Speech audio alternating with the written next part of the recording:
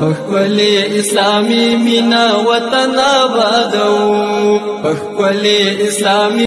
د ننګرهار پوهنتون د ژورنالیزم او ارتباطاتو پوهنځي د مطبوعاتو څانګې محصلانو د عملي کار په موخه له نصرت مطبوعې څخه لیدنه وکړه. هغه عملي سفر د ژورنالیزم پوهنځي استاد پوهنمل عبدالمنان صافي په همکارۍ برابر شوی و چې موخه یې د محصلینو عملي وړتیاو لوړول، د رسنیزو وسایلو او اصطلاحاتو سره د هغوی بلدتیا وه.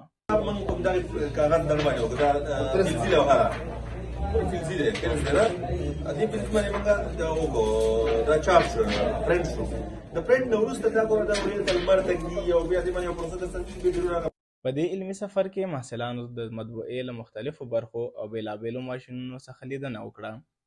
د چاپ عملي پروسه ترسره شوه، چاپي وسایل او د هغې کارول او د ډیزاین په اړه محصلانو ته د استاد عبدالمنان صافي لخوا هر اړخیز معلومات وړاندې شول. نو دلته رنګ د وچېدو په خاطر باندې د رنګ د نه خورېدو په خاطر باندې او یا د فلکس د یو بل سره د نه نښتلو په خاطر باندې دا پکې چالان دي چې هوا ورته ورکړي او د هوا په وسیله باندې دا ضرور شي.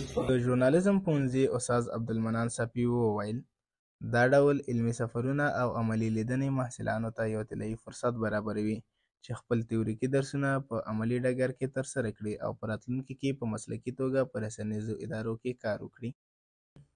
دا چې د ژورنالیزم مسلک داسې یو مسلک دی چې د نظري زده کړو ترڅنګ عمل ته ډېره اړتیا لري، یعنې تقریبا 80% په عملي کارونو باندې ولاړ دی. هر هغه محصل چې موږ ستاسې د ټولنې ته وړاندې کوو، مارکیټ ته وړاندې کوو، تر هر څه لومړی هغه عملي کار سره باید آشنا واوسیږي، د هغه وسایلو سره، تخنیکي وسایلو سره باید بلد واوسیږي. له دغه علمي او عملي سفر څخه محصلانو خوښي څرګنده کړه او زیاته یې کړه چې دا ډول علمي سفرونه د محصلانو په ظرفیت لوړونه کې مهم رول لري. د تیوري زده کړو ترڅنګ عملي زده کړو ته موږ ډېر ضرورت لرو تر څو چې موږ زموږ سترګې خلاص شي او موږ مخ ته ولاړ شو.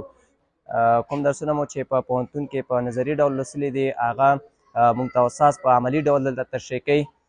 دغه عملي درسونه چې دي د محصل لپاره ډېر مفید دی او ډېره ګټوره ده. نو نن راغلی یو چې د مطبوعاتو په بخش کې چې کوم ماشینونه دي یا کوم افزار دي چې کارول کیږي هغه په عملی ډول وګورو. پانتون به شکل تیوری خوانده بودیم، یعنی از طریق کتاب اینجا آمدیم عملی کار کردیم و دیدیم، یاد گرفتیم، بسیار چیزا را یاد گرفتیم. محصلانو د ژورنالیزم پوهنځي له رهبرۍ غوښتنه وکړه چې محصلانو ته عملي کارونو زمینه برابره کړي. د نصرت مطبوعې یو تن مسؤل سید ظفر سادات د محصلانو د ظرفیت لوړونې په برخه کې عملي کارونه مهم یاد کړه او ډاډ یې څرګند کړه چې د محصلانو د ظرفیت لوړونې برخه کې به هر ډول همکاري تضمین وي. یو عملي زده کړې چې مثال ماشین درته لایف مثال یا ژوندۍ بڼه باندې تو خپله وګورې، پرنټینګ وکړي، چاپ وکړي، نو داسې ډېر ښه راځي. د یادونې وړ ده چې دغه ډول عملي برنامې به د محصلینو لپاره نورې هم په پام کې نیول کېږي تر څو محصلین په خپلو عملي زده کړو کې لا پسې پرمختګ وکړي. میوند سباون، نصرت مطبوعه، ننګرهار. ښکلی اسلامي مینا وطن آبادو ښکلی اسلامي